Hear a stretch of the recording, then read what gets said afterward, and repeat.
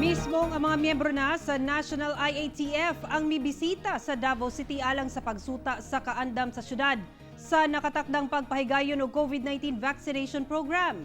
Dugang detalye sa live report ni Argil Relator. Argil.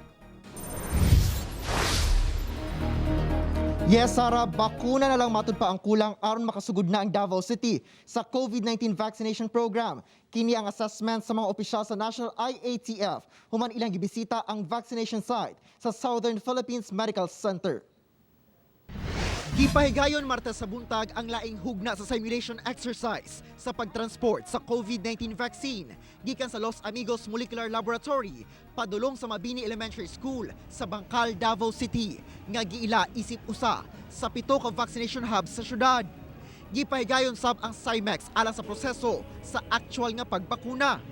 Banda alas 10 sa buntag, personal gi-inspeksyon sa Coordinated Operations to Defeat Epidemic Code Team nga gipangunahan ni DOH Secretary Francisco Duque III uban si National IATF Chief Implementer ug Vaccine Czar Secretary Carlito Galvez Jr., Presidential Spokesperson Secretary Harry Roque ug Cabinet Secretary Carlo Nograles. Ang Molecular Laboratory ug Testing Center sa Southern Philippines Medical Center kung asa usa-usa nilang gi-inspect ang mga pasilidad nga gamiton alang sa vaccination program sama sa registration, counseling, screening, actual vaccination ug ang post-vaccination rooms. Gani agig pagpakita sa pagbakuna, mismo si Secretary Duque ang nagbakuna kay Secretary Roque.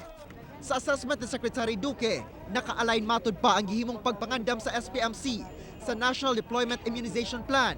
Sanglit tanan elemento sa plano ang na-execute sa SPMC alang sa vaccination program. Gidayig sab ni Secretary Duque ang paglatag sa vaccination plan ug priority list sa Davao COVID-19 Task Force. Talaga pong nakakabilib yung kanila pong paghahanda na isinagawa at yung kanila pong simulation. Gipasalig ni Secretary Galvez ang tabang sa national government sa vaccination program sa syudad. Nakita po namin talaga, Mayor, yung SPMC, talagang very impressed po ang yung nakita po namin, one of the best na nakita namin preparation. Even yung pinaka-smallest details, yung mga lalagyan ng mga syringes na after use. And then lahat, pati yung natutuwa nga ako, Mayor, meron pang photo booth na I survive yung vaccination. Gipasabot sa FDA nga gisiguro sa ilang ahensya nga luwas og dekalidad ang bakuna nga mahatag sa mga Pilipino. We would like to assure everybody na ginagawa po talaga natin lahat para masigurado na ang mga bakunang gagamitin natin angkop para po sa atin.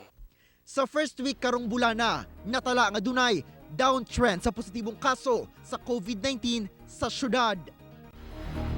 Sara, bisan pa man sa positive assessment sa Code Team, girekomenda ang Davao COVID-19 Task Force nga magsumite og updated readiness assessment aron masuta unsa pa ang ma-extend gatabang sa national government ngadto sa LGU alang sa vaccination program. Sara. Okay, dagang salamat, Argil Relator.